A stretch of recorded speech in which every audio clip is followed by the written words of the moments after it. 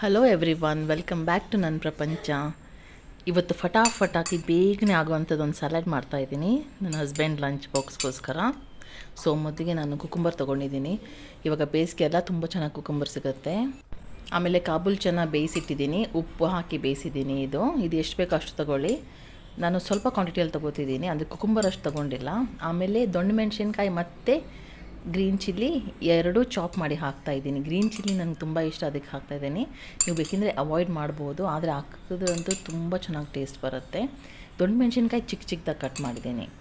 ಈರುಳ್ಳಿ ಸ್ವಲ್ಪ ರಫ್ ಆಗಿ ಚಾಪ್ ಮಾಡಿ, ಯಾಕಂದರೆ ಅದು ಸಿಗಬೇಕು ದೊಡ್ಡ ದೊಡ್ಡ ಪೀಸಸ್. ಹಾಗೆ ಇದು ಚೆರಿ ಟೊಮೆಟೊಸ್ ಬೇಕಿದ್ರೆ ನೀವು ಕಟ್ ಮಾಡಿನೂ ಹಾಕೋಬಹುದು. ಇಲ್ಲಿ ವಿನೆಗರ್ ಏನೂ ಆ್ಯಡ್ ಮಾಡ್ತಾಯಿಲ್ಲ, ಹಾಗಾಗಿ ಫ್ರೆಶ್ ಲೈಮ್ ಸ್ಕ್ವೀಸ್ ಮಾಡ್ತಾಯಿದ್ದೀನಿ ನಾನು ಇದಕ್ಕೆ. ಆಮೇಲೆ ಪೆಪ್ಪರ್ ಕ್ರಷ್ ಮಾಡಿ ಹಾಕ್ತಾಯಿದ್ದೀನಿ. ಇಲ್ಲಿ ಗ್ರೀನ್ ಚಿಲ್ಲಿನೂ ಹಾಕಿದ್ದೀನಿ, ಬಟ್ ಅದು ಅಷ್ಟೊಂದೇನು ಖಾರ ಇಲ್ಲ.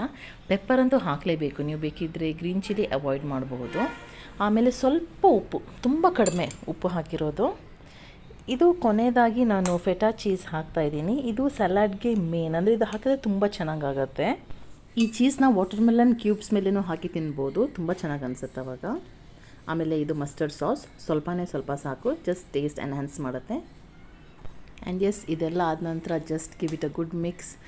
ಸ್ವಲ್ಪ ಲೆಟ್ಯೂಸ್ ಇತ್ತು ನನ್ನ ಹತ್ರ, ಹಾಗೆ ಲಾಸ್ಟ್ಗೆ ನಾನು ಅದನ್ನು ಚಿಕ್ಕದಾಗಿ ಕಟ್ ಮಾಡಿ ಹಾಕಿದೆ. ನಂಗೆ ದೊಡ್ಡ ದೊಡ್ಡ ಎಲೆಗಳು ಇಷ್ಟ ಆಗೋದಿಲ್ಲ, ಸೊ ಫೈನ್ಲಿ ಚಾಪ್ ಮಾಡಿ ಹಾಕಿದ್ದೀನಿ.